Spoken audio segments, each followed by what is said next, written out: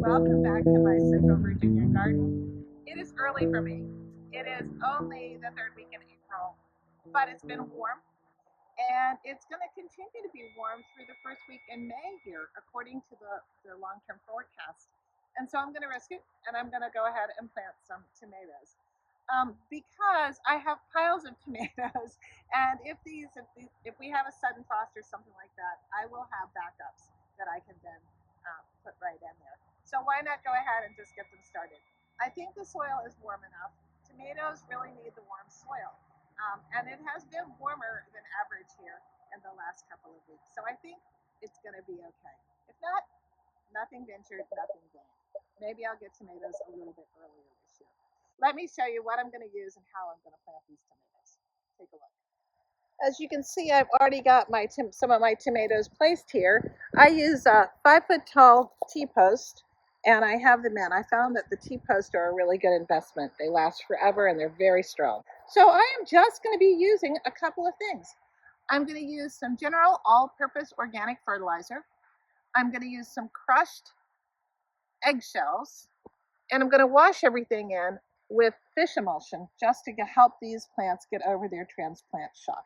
So let me show you how I'm going to go ahead and do this. I have a number of indeterminate tomatoes that are planted along this southern exposure along my fence.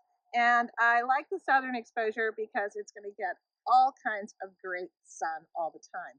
Also, those plants will throw just a little bit of shade into this area right the bed next to it, across the aisle from it, and that might help. If I grow things like, I don't know, maybe some beans and things, it could stand just a little bit of shade in the warmth of the afternoon. But by and large, this is a very good location for my tomatoes. One of the nicest things about a no-dig garden is that the soil is going to be nice and friable.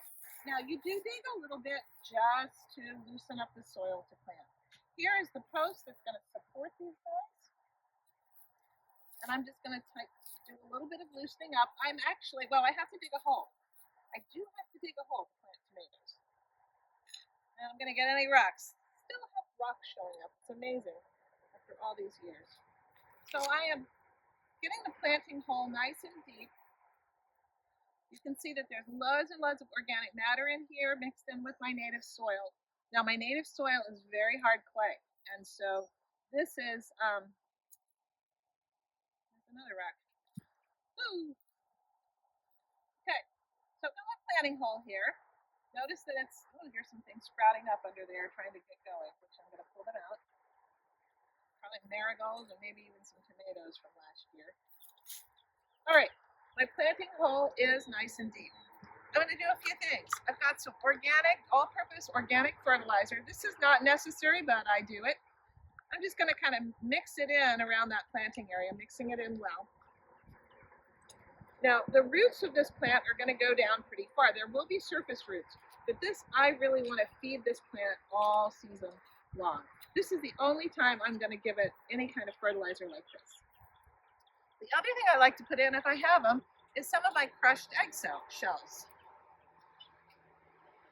They have a lot of nutrient value in there. Now, it's going to take them a while to break down, but the soil organisms will begin to do that. And since this is my tomato row in my no-dig garden, I will just, and it will be for a while, this is not a bad thing to have in this general area. Just a good dose of the eggshells. Okay, now here's the trick. Tomatoes grow roots all along their stem. So I'm actually going to pull off those first leaves. I'm actually going to pull off this leaf. Will I pull off this leaf? You know what? I am. I'm going to pull off this leaf too. And you go, oh my God, you're taking all the leaves off. But watch what I'm going to do. You want to plant your tomatoes deep. You can plant them just way down deep. Now, I'm actually going to turn this tomato on its side. And I'm just going to let this top part be above the soil line. Isn't that crazy? You might say, what on earth is this woman doing? She's nuts. But all along where that stem is, it's going to put out roots. And it's going to help make this tomato plant grow really well.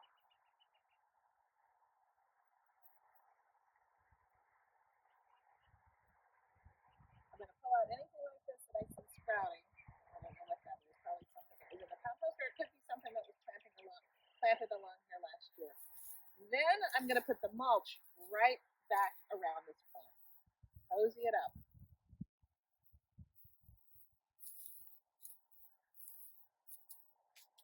That's all there is to it.